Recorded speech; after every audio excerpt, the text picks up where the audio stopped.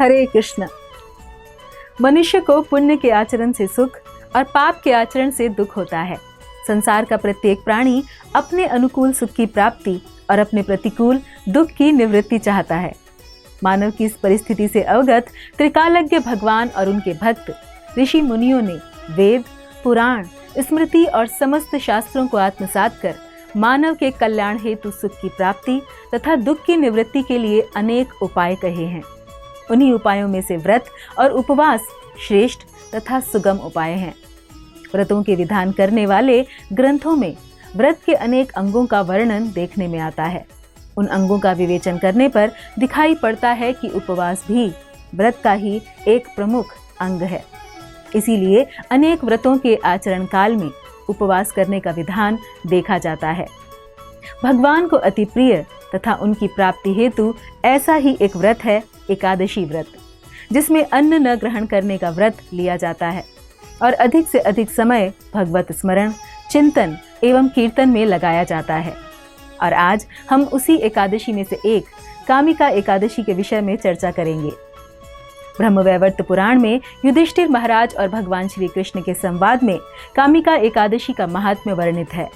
युधिष्ठिर महाराज ने कहा, हे भगवान, आपसे मैंने देवशयनी एकादशी के बारे में सुना। कृपया श्रावण मास के कृष्ण पक्ष में आने वाली एकादशी का वर्णन करें। भगवान श्री कृष्ण ने कहा, हे धर्मराज, सावन के कृष्ण पक्ष में सभी पापों का नाश करने वाली और मनोवांछित फलों को देने वाली कामिका एकादशी का शुभ आगमन होता है।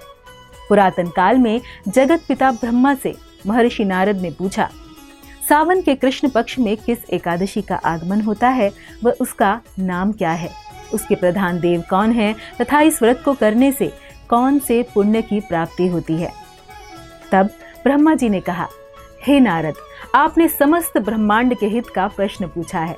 इस एकादशी को कामिका एकादशी कहा जाता है। इसके महात्म्य को श्रवण करने से वाजपेय यज्ञ करने का फल प्राप्त होता है। इस तिथि को शंख, चक्र, गदा और पद्म धारण करने वाले भगवान श्री विष्णु की पूजा करनी चाहिए। भगवान विष्णु की उपासना करने से पवित्र तीर्थ स्नान जैसे कि गंगा, काशी, नैमिषारण्य और पुष्कर जैसे पवित्र स्थानों पर स्नान करने वाले पुण्य से भी हजारों गुना अधिक पुण्य की प्राप्ति होती है। व्रत के फलस्वरूप भगवान विष्णु की पूजा से उपासकों के साथ साथ उनके पितरों के भी कष्ट दूर हो जाते हैं। उपासक को मोक्ष की प्राप्ति होती है। श्रावण मास में भगवान विष्णु की पूजा करने से सभी गंधर्वों और नागों की भी पूजा हो जाती है। जिस प्रकार कमल को पानी स्पर्श नहीं कर सकता, उसी प्रकार कामिका एकादशी करने वाले को पाप स्पर्श नहीं कर सकता।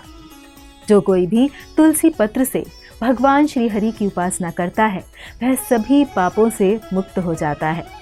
तुलसी के केवल दर्शन मात्र से सभी पाप नष्ट हो जाते हैं। तुलसी देवी को स्पर्श करने से हम पावन हो जाते हैं। उनकी प्रार्थना करने से व्यक्ति रोग मुक्त हो जाता है और तुलसी रोपण करने से भगवान श्री कृष्ण के साथ रहने का सौभाग्य प्राप्त होता है। और उनके चरण कमलों पर तुलसी अर्पण करने से भक्ति की प्राप्ति होती है। एकादशी के दिन तुलसी महारानी को घी का दीपक और प्रणाम करने से उससे प्राप्त होने वाले पुण्य का हिसाब रखने में स्वयं चित्रगुप्त भी असमर्थ हैं। कामिका एकादशी का व्रत करने से भ्रूण हत्या तथा ब्रह्म हत्या जैसे महापातक से भी मुक्ति मिलती है। एकादशी के दिन भगवान श्री कृष्ण के सम्मुख जिसका दीपक जलता है, उसके पितर स्वर्ग लोक में स्थित होकर अमृत पान से तृप्त होते हैं।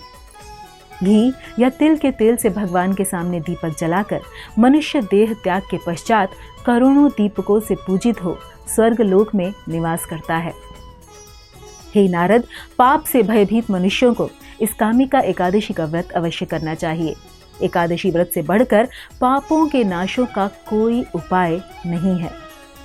स्वयं प्रभु ने भी कहा है कि कामिका व्रत से कोई भी जीव कुयोनि में जन्म नहीं लेता। जो इस एकादशी पर श्रद्धा भक्ति से भगवान विष्णु को तुलसी पत्र अर्पण करते हैं, वे समस्त पापों से दूर रहते हैं। हे नारद, मैं स्वयं श्री हरि की प्रिय तुलसी को सदैव नमस्कार करता हूँ। वह इस महात्म्य का श्रद्धा से जो भी श्रवण करता है, वह कथन करता है, उन्हें भी वैकुंठ लोक की प्राप्ति होती है। भगवान श्री हरि सर्वोपरि हैं।